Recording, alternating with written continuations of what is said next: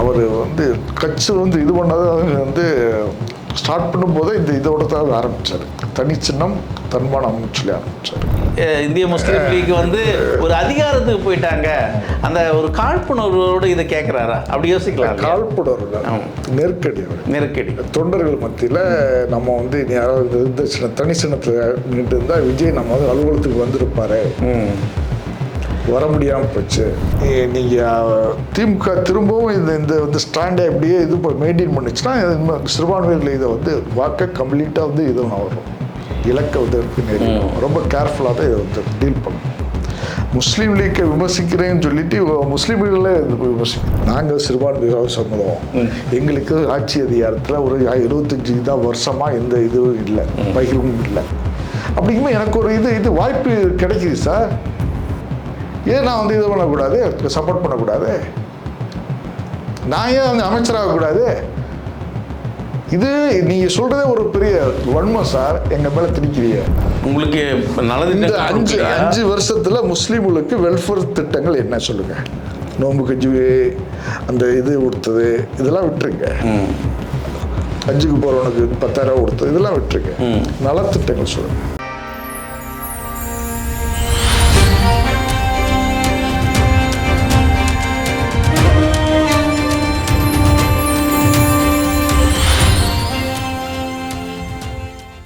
நேயர்களுக்கு வணக்கம். இன்றைய நேர்காணலில் நம்மோடு இணைந்திருக்கிறார் மூத்த ஊடகவாளர் திரு புதுமடம் ஜாஃபர் அவர்கள். வணக்கம். எப்படி போச்சு பக்ரீத்? நல்லபடியாக போயிடுச்சு. நல்லபடியாக போச்சு.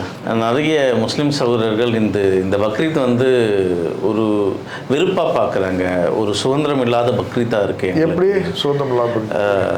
ஆடு வெட்டக்கூடாது, மாடு வெட்டக்கூடாது அப்படின்ற ஒரு பெரிய கட்டளையை இங்கே பொது இடத்துல வெட்டக்கூடாதுன்னு சொன்னீங்க. பட் அவ்வளோ ஒன்றும் பெரிய நீங்கள் சொல்கிற அளவுக்கு எந்த கெடுபிடியும் கிடையாது. வெட்ட வேண்டிய இடத்துல வெட்டலாங்கிற. தமிழகத்தில் சீராக இருந்தது, ஆனால் வட மாநிலத்தில் ரொம்ப ஒரு ப்ரெஷர் இயற்கையாகவே அங்கே இருக்குது. அந்த மாதிரி ஒரு இது இருக்கு. இப்போன்னு கிடையாது, முன்னாடி இருந்துக்கிட்டு காங்கிரஸ் பீரியட்லேருந்து இந்த டென்ஷன் பதட்டங்களை தொடர்ந்து இருந்துக்கிட்டு தான் இருக்கு. சரி, விஷயத்துக்கு வரும். இன்றைக்கி தமிழ்நாட்டில் ஒரு அரசியல் மாற்றம் விஜய் ஏற்பட்ட உடனே ஒரு விவாதமாக மாறி இருக்கு. குறிப்பாக தங்களுடைய சொந்த சின்னத்தில் வரும் தேர்தலை எதிர்கொள்ளணும். எல்லா கட்சிகளும் இன்றைக்கி அந்த முடிவில் வந்திருக்கு. ஏன்னா அந்த கூட்டணி அதிகாரம் என்ற ஒரு வார்த்தை இங்கே பெரிய பேசும் பொருளாக இருக்குது. முக்கியமாக இன்றைக்கி முக்கிய 2 முஸ்லீம் கட்சிகள் அந்த இடத்துல நகர்ந்து இருக்காங்க. எப்படி பார்க்குறீங்க? நீங்கள் சொல்ல வர்றது மாமாக்காவை பற்றி சொல்ல வரீங்க. பேராசிரியர் ஜவாஹிர்லா அவர் தான் இப்போ வந்து அறிக்கை கொடுத்துருந்தாரு. ஃப்யூச்சரில் வருங்காலங்களில் நாங்கள் வந்து தனி சின்னத்தில் நிற்போம். அவர் வந்து கட்சி வந்து இது பண்ணாத வந்து ஸ்டார்ட் பண்ணும்போதே இதோட தான் ஆரம்பித்தார். தனி சின்னம் தன்மானம்னு சொல்லி ஆரம்பித்தார். பிறர் சின்னம் வந்து அவமானம்னு சொல்லி ஒரு இதோட கோரிக்கையோட தான் அவர் அமைப்பை ஸ்டார்ட் பண்ணார். முஸ்லீம் அப்போ வந்து உதயசூரியன் சின்னத்தில் நின்றுச்சு. அதை விமர்சனம் பண்ணி தான் இவர் வந்து இதை கட்சி ஆரம்பித்தார். காலப்போக்கில் என்ன பண்ணிட்டாரு, தனி சின்னத்தில் நின்றா அது ஜெயிக்க முடியல, திமுக வந்து உள்குத்து வேலை செய்யுது, அதனால் வந்து உதயசூரியன் சின்னத்தில் நிற்கணும்னு சொல்லி நிற்கிறார். முதல்ல வந்து அவர் வந்து தனி சின்னத்தில் நின்றார். திமுக ஆதரவோட தனி சின்னத்தில் நின்றார். ராமநாதபுரத்தில் ஜெயிச்சார். அடுத்த வாட்டி திமுகவில் தனி சின்னத்தில் நின்றார், தோத்துட்டார். அப்போ தான் அவருக்கு ஒரு சில அறிகுறிகள் வந்து தென்பட்டது. திமுகவில் வந்து தனிச்சின்னத்தை நின்றோம்னா தோற்றுருவோம், திமுககாரர்கள் வந்து நமக்கு இது அளிக்க மாட்டாங்க, கூட்டு அளிக்க மாட்டாங்க. அதிமுக அப்படி கிடையாது. ஜெயலலிதா சொல்லிட்டானா கீழே உள்ள எல்லா தொண்டனும் வந்து கட்டுப்படுவான். திமுகவில் அப்படி ஒரு சூழலை இல்லை அப்படிங்கிறத கணிச்சு தான் அவர் வந்து இந்த தேர்தலில் உதயசூரியன் சின்னத்தில் நிற்கிறார். அந்த அடிப்படையில் இப்போவும் உதயசூரியன் சின்னத்தில் நின்றார். ரெண்டு தொகுதிகள் அவர் இல்லை அது எப்படி திடீர்னு அந்த ஏற்கனவே பல தேர்தலில் பார்த்தவங்க தனிச்சின்னத்தில் நிற்கிற சூழல் ஏற்பட்டும், ஆனால் கூட்டணியோட பெரிய தலைமையோட நிற்கிறாங்க. ஆனால் இந்த தேர்தல் மாற்றம் தான் அவங்கள யோசிக்க வைக்கதா, இப்போதான் அந்த நிலைக்கு வந்திருக்காங்களா? ஏன்னா பக்கத்து கட்சி இந்திய முஸ்லீம் லீக் வந்து ஒரு அதிகாரத்துக்கு போயிட்டாங்க, அந்த ஒரு காழ்ப்புணர்வோடு இதை கேட்குறாரா? அப்படி யோசிக்கலாம். காழ்ப்புணர்வு நெருக்கடி தொண்டர்கள் மத்தியில் நம்ம வந்து யாராவது இந்த தனி சின்னத்தில் நின்று இருந்தால் விஜய் நம்ம வந்து அலுவலகத்துக்கு வந்திருப்பாரு, வர முடியாமல் போச்சு. 10 அடி உள்ளது முஸ்லீக்கும் மனிதநேய மக்கள் கட்சியும் கிட்ட பக்கத்தில் ஒரு 100 ஃபீட் தான் இருக்கும், 100 அடி தான். 100 அடிக்கு வந்த விஜய் இங்கிட்டு நமக்கு இருக்க வந்திருப்பாரு, நம்ம தனி சின்னத்தில் நிற்க முடியலையே அப்படிங்கிற ஒரு ஆதங்கள். சோஃபா செட்டு கூட நமக்கு இதான் வசதியாக உட்கார முடியலையே, அது நீங்கள் சிரிக்கிறீங்க. பட் அவங்களுக்கு உண்டான ஆதங்கம். புஷ்பா படம் பார்த்துட்டு இருக்காரு அப்போ ஜெயருல்லா இல்லையா? பார்த்துருக்காரு. பட் எல்லாருக்கும் அது இதாகிடுச்சு, சாத்தியமாகிடுச்சு. கிடைச்சிருக்குமே? இல்லை சார், இது கிடைச்சிருக்கு. சோஃபா செட்டு சின்னதாக பெருசோ அதுக்கு ஏற்ற மாதிரி சோஃபா செட்டு வந்திருக்கும் அப்படிங்கிற ஒரு ஆதங்கம். ஆனால் இந்த மாற்றம் எதனால் ஏற்படுது? விஜய் வந்து 2 வருட காலம் அரசியல் மாற்றத்தில் ஒரு பெரிய தாக்கத்தை ஏற்படுத்தல, ஒரு வலிமையான ஒரு பெரிய கூட்டணியில் தானே இருக்கிறாங்க. தாவேக்காவுடைய வெற்றிக்கு அப்புறம் சிறு கட்சிகள் வந்து ரொம்ப சலசலப்பாயிடுச்சு, பெரிய அளவில் சலசலப்பாயிடுச்சு. தொண்டர்கள் ஒரு இதை கட்டுக்கோப்பா இல்லை, நிர்வாகிகள் வந்து ஆளுக்கால் ஒன்று வந்து சொல்ல பேச ஆரம்பிச்சிட்டாங்க. விடுதலை சிறுத்தை எடுத்துக்கிட்டீங்கன்னு வைங்களேன், பெரிய அங்கே இது நடக்குது, போர் நடக்குது. நிர்வாகிகள் தான் அவர்கிட்ட தெரிஞ்சிருக்கிறேன். தொண்டர்கள் ஃபுல்லாக இங்கே இதுக்கு வந்துட்டாங்க, விஜய்க்கு வந்துட்டாப்புல.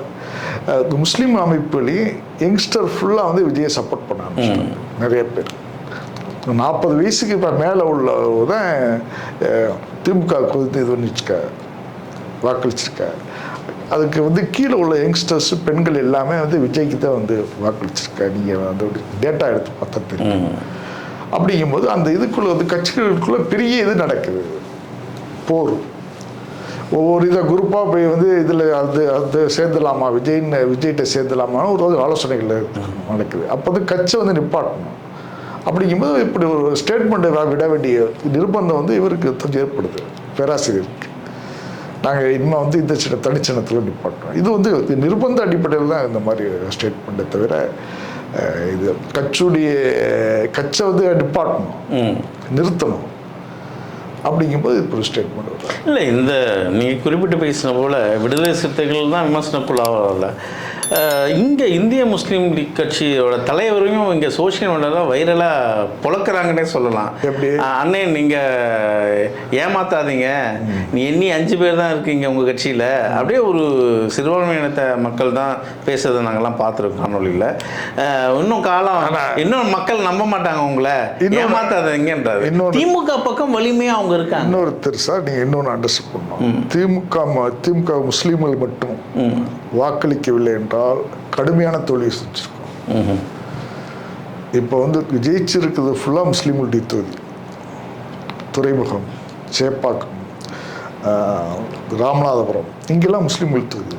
நீங்கள் திமுக திரும்பவும் இந்த வந்து ஸ்டாண்டை அப்படியே இது மெயின்டைன் பண்ணிச்சுன்னா சிறுபான்மையில இதை வந்து வாக்க கம்ப்ளீட்டாக வந்து இது வரும், இலக்கை வந்து நேரிடும். ரொம்ப கேர்ஃபுல்லாக தான் இதை வந்து டீல் பண்ணணும். முஸ்லீம் லீக்கை விமர்சிக்கிறேன்னு சொல்லிட்டு முஸ்லீம்களே விமர்சிக்குது திமுக. சோசியல் மீடியாவில் பார்த்தா தெரியும். காதர் மைதீன் வந்து ஒரு நிதானமான தலைவர் தான். ஒன்று அவசரப்பட்டு எந்த முடிவு எடுக்க வேண்டியதில்லை. ரெண்டாவது, திமுக வந்து ஆட்சியை அமைக்கிற சூழலாம் இல்லை. பஸ் இருக்குது, பஸ்ஸு இதில் போயிட்டுருக்கு, திடீர்னு அந்த பஸ்ஸு நின்றுச்சு, பிரேக் டவுன் ஆயிடுச்சு. பின்னாடி ஒரு நல்ல இது பஸ் வருது, அதில் இது பண்ண உட்காந்துருக்கல, என்ன பெரிய இது. இல்ல, அதுக்காக அந்த பஸ்ஸுக்காரன் இவ்வளோ நாள் நான் வந்த அந்த பஸ் இன்னும் டெஸ்டினேஷன் முடிக்கல. டிஸ்கனெக்ஷன் முடிக்கல, நடுவில் ஓட முடியலையே. நடுவில் எதுனாலும் ஆகலாம். இல்ல சார், இப்பதான் ஸ்டார்ட் பண்ணியிருக்காங்க இன்ஜினை ஸ்டார்ட் பண்ணி அது இப்போ ஓடிக்கிட்டு இருக்குல்ல. நடுவில் பிரேக் டவுன் ஆகலாம், இல்லை விட்ரா வாங்கிக்கலாம், நிறைய வேலைகள் இங்கே நிறைய இருக்கு இல்லையா. இப்போதைக்கு பஸ் இது பண்ணிக்கிட்டு இருக்குல்ல. இல்ல ஓடுற பஸ்ல ஏறினா போதுன்னு யோசிக்க கூடாது இல்ல. நம்ம டெஸ்டினேஷன் ஒரு இலக்கு இருக்குல்ல, அதை அடையிறதுக்காக அதுதான் இருக்கு சார் போட்டு வருது. திருச்சி டு சென்னை தான் அதுவும் போட்டு வருது. இது திருச்சி டு பாதியில் இதை பிரேக் டவுன் ஆயிடுச்சு. அதனால நான் போறோம். இப்போ வந்து திமுக ஆட்சி அதிகாரம் ஆட்சி அமைக்கக்கூடிய சூழல்ல இந்த வந்து ஐயமனோல விசிக்கோ இதுல வெளியில வந்தா நீங்க சொல்றது சரி இல்ல. அதுதான் ஆட்சி அமைக்க முடியாத சூழல் சார். இல்ல அதுதான் இப்போ உங்களுக்கு உங்களோட பார்வை எல்லாருமே உங்களோட அதிகாரத்தை நோக்கி தானே இருக்கு. இங்க ஒரு மக்களுக்கான சேவையை ஏன் பார்க்க மாட்டாங்க? சிறுபான்மையோ தோல்வியோ வெற்றியோ சார் அங்கே ஒரு கேள்விக்குள்ளாக நீங்க சித்தாந்தம் நல்லா சொல்றீங்க, அது இருக்கட்டும். நாங்க சிறுபான்மை சமூகம், எங்களுக்கு ஆட்சி அதிகாரத்துல ஒரு 75 வருஷமா இந்த இதுவும் இல்லை, பகிர்வும் இல்லை. அப்படிங்கும்போது எனக்கு ஒரு இது வாய்ப்பு கிடைக்குது சார். ஏன் நான் வந்து இது பண்ணக்கூடாது, சப்போர்ட் பண்ணக்கூடாது? நான் ஏன் வந்து அமைச்சராகக்கூடாது? இது நீங்க சொல்றதே ஒரு பெரிய வன்மம் சார். எங்க மேல திணிக்கிறீங்க, வன்மத்தை திணிக்கிறீங்க. இது வன்மம் இல்லாத ஒரு போராளிக்கும் ஒரு அரசியல் சாதாரண ஒரு பண்ணையார் அரசியல்வாதிக்கும் வித்தியாசம் இருக்கு இல்லையா. போராளி போராடிட்டு இருப்பான் மக்களுக்காக.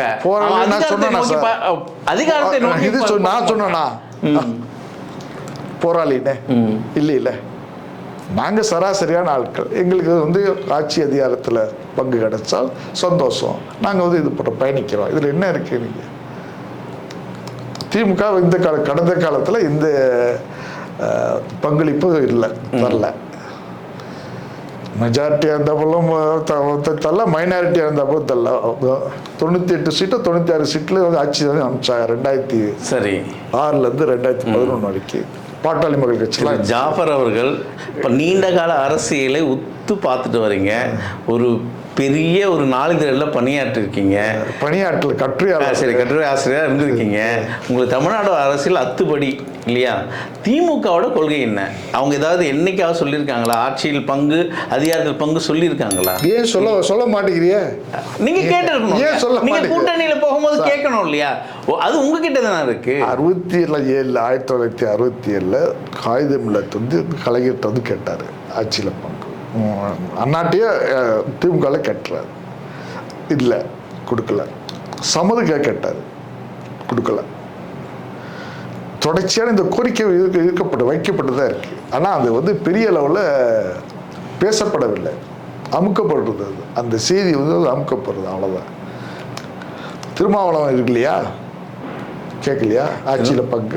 கண்டிப்பா தொல் திருமாவளவனோட அந்த அரசியல் முழக்கமே முதல்ல எடுத்த உடனே அவங்களோட முழக்கம் அதுதான், ஆட்சியில் பங்கு அதிகாரத்தில் பங்கு. ஆட்சியில் பங்கு அதிகாரத்தில் பங்கு என்ற இது கோரிக்கையை திமுக வந்து அமைக்கிறது. எல்லா தேர்தலையுமே திமுக அதை வந்து பெருசுப்படுத்திருக்கிறது, அலட்சியப்படுத்தியிருக்கு. அந்த மாதிரி கோரிக்கைகள் எழுதும்போது அவங்களுக்கான பங்கை கேட்டு வாங்குறாங்க. ராஜ்யசபா சீட்டு கேட்டு வாங்க. ஒரு எம்பி ஆக்கலையா, ஒரு கூட்டணியில் அழைத்து ஒரு எம்பி ஆக்கலையா, அழகு பார்க்கலையா, அதெல்லாம் மறக்குறீங்களே. நாங்கள் மறக்கலையே. அமைச்சரவையில் நீங்கள் இந்த முழுசாக நீங்கள் இந்த தலையை வச்சு சாப்பிட்றீங்க. எங்களுக்கு ஒரு பக்கத்தில் ஒரு சின்ன வீட்டில் இலவோட வந்து தரமாட்டீங்க. அதுக்கு என்ன பண்ணுறது? இப்போது சிறுபான்மை அதாவது முஸ்லீம் லீக் கட்சியாக இருக்கட்டும் அல்லது மனித மக்கள் கட்சியாக இருக்கட்டும், இப்போ தனியாக நீங்கள் நின்னீங்கன்னா உங்களுக்கான வாக்கு வங்கி அங்கே எவ்வளோ வெற்றி பெற இடத்துல இருக்கீங்களா? அப்படி இல்லை சார். முஸ்லீம்களுடைய பெரிய பலகீனம் என்னன்னா, எங்கேயுமே தனிச்சு நின்று வந்து ஜெயிக்க முடியாது. ஆனால் எல்லா இடத்துலையும் ஒரு கேண்டிடேட்டை வந்து வெற்றி பெற வைக்க முடியும். பலமும் அதை, பலகீனமும் அதை. எல்லா இடத்துலையும் வந்து பரவலாக இருக்குது ஓட்டு. ஒரு இதில் மட்டும் இல்லை. ஆனால் சில பகுதியில் ஒரு 30க்கு மேற்பட்ட தொகுதியில் ஒரு 75 இல்லை 80 கிட்டே இருக்குது ஓட்டு. 80,000 ஓட்டு, 90,000 ஓட்டு கிட்டே இருக்குது.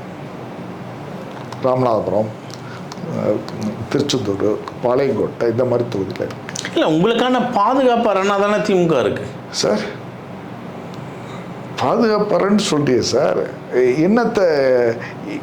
என்ன மாதிரி விஷயங்களை சொல்லுங்க. உங்களுக்கான முழக்கமெல்லாம் திமுக சிறைவாசிகள் விடுதலை விஷயத்துல 5 வருஷமா, கடந்த 5 வருஷமா கடுமையான போராட்டங்கள், இன்னமும் அந்த போராட்டத்தோட அதுல திமுக டபுள் ஸ்டாண்டு தான் எடுத்துச்சு. வெளியில ஒன்று சொல்லுவோம், கோர்ட்டில் போடும்போது அஃபிடவுட் போடும்போது அவளை விடக்கூடாதுன்னு சொல்லி அப்ஜெக்ஷன் பண்ணுது. இந்த ஸ்டாண்டு தான் 5 வருஷமாக நடந்துக்கிட்டுச்சு. இப்போ விஜய்கிட்டையும் அந்த கோரிக்கை வச்சிருக்காங்க அந்த மக்கள். திருத்திக்கப்பட வேண்டிய ஒரு விஷயம் திருக்காமல் இருக்கு. அந்த விஷயத்தில் நாங்கள் சலுகை கேட்கல. எல்லா சிறைவாசிகளுக்கு உள்ளான உரிமையும் இந்த சிறைவாசிக்கு வேணும்னு சொல்கிறோம், அவ்வளோதான். எனக்கு நீங்கள் சொல்கிறது வேடிக்கைத்தனமாக இருக்குது. அதாவது இங்கே இந்தியா முழுக்க ஒரு முஸ்லீம் அப்படி இனத்தை பார்க்கும்போது ஒரு தீவிரவாதியாக சித்தரிக்கும் அரசியல் கட்சிகள் தான் இங்கே பெரிதளவில் இருக்குது. ஆனால் இதில் முக்கியமாக தமிழ்நாட்டில் கை கொடுத்து சிறுபான்மை இனத்தை கை கொடுத்து தூக்கிவிட்ட ஒரு கட்சின்னு பார்த்தா அது திமுக. இல்லை ஒரு விஷயம் சார், அண்ணா பிறந்த நாள் இந்த மாதிரி இடத்துல முன் விடுதலை செய்கிறார். அதில் எல்லா குற்றவாளியும் விடலை சார், ரஜினிகாந்தி கொலை கேஸில். ஆனால் முஸ்லீம் தீவிரவாதியை மட்டும் வெடிகுண்டு சம்மந்தப்பட்ட மட்டும் இதற்கு விட முடியாதுன்னு சொல்லி ஒரு ஜியோ போட்டு வச்சிருக்கு திமுக அரசு. அந்த அடிப்படை விடுதலை செய்ய மாட்டேங்கிறாங்க. அந்த ஜியோவை கேன்சல் பண்ணணும், கோர்ட்டில் இல்லாட்டா இது இல்லாமல் இருக்கணும், அப்ஜெக்ஷன் இல்லாமல் இருக்கணும். திமுக இதை தொடர்ந்து செஞ்சுக்கிட்டு தான் இருக்கு. 22 பேர் விஷயத்தில் தொடர்ந்து செஞ்சுக்கிட்டு தான் இருக்கு. இந்த 5 வருஷத்தில் பெயிலில் விட்டாங்க, விடுதலை செய்யப்படலை. திருப்பி இப்போ ரிமாண்ட் ஆயிடுச்சு. திருப்பி இப்போ விடுதலை செய்ய சொல்லி அவங்க ஆர்ப்பாட்டம் பண்ணுறாங்க, அவங்க போராட்டம் பண்ண கோரிக்கை வைக்கிறாங்க. இதை செட்டில் பண்ணியிருக்கலாமா? சரி, முஸ்லீம்களுக்காண்டி வெல்ஃபேர் ஸ்கீம் என்னன்னு நீங்கள் சொல்லுங்கள். சொல்லுங்கள் சார். உங்களுக்கு இந்த 5 வருஷத்துல முஸ்லீம்களுக்கு வெல்ஃபேர் திட்டங்கள் என்ன சொல்லுங்க. நோன்பு கஞ்சி, அந்த இது கொடுத்தது, இதெல்லாம் விட்டுருங்க. ஹஜ்ஜுக்கு போறவனுக்கு 10,000 கொடுத்தது, இதெல்லாம் விட்டுருங்க. நலத்திட்டங்கள் சொல்லுங்க. பெரிதளவு இல்லைன்றீங்களா? இல்லையே. நீங்க ஏன் ஒரு கம்பேர் பண்ணி பார்க்க கூடாது? இப்ப வட மாநிலத்தை எடுத்துங்க சார், என்ன நடக்குதுங்க? வட மாநில சூழல், உங்களுக்கான சுதந்திரம் இங்க பறிக்கப்படுதா? இல்ல, வட மாநில சூழல் வேற. வட மாநிலத்துல முஸ்லிம் மன்னர்கள் இது ஆண்டார்கள் சுத்தி. அப்போ அந்த மக்களுக்கு அந்த மன்னர்கள் மேல ஒரு அதிருப்தி இருந்துச்சு, வெறுப்பு இருந்துச்சு. அதான் இன்ன வரைக்கும் தொடருது. இங்க அப்படி ஒரு சூழல் இல்லை. முஸ்லீம் மன்னர்கள் இங்கே ஆளலை. அதனால அங்கேயும் இங்கேயும் நீங்கள் இது கம்பேர் பண்ணாது. அது வேற, இது வேற. தென்னகம் வேற, இது வட இந்தியா வேற. உங்களுடைய எதிர்பார்ப்புகள் என்ன?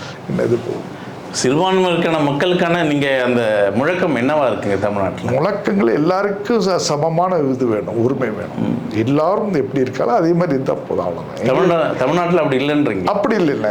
இந்த சிறைவாசிகள் விஷயத்திலையும் சரி, மற்ற விஷயத்திலும் சரி, இருப்பிடங்கள் விஷயத்திலையும் சரி, கொஞ்சம் இது வேற்றுமை இது இருக்கு, வேற்றுமை இருக்கு, ஏற்றத்தாழ்வு இருக்கு, பெரிய அளவில் ஏற்றத்தாழ்வு இருக்கு. அதெல்லாம் சரி செய்யணும், அவ்வளோதான்.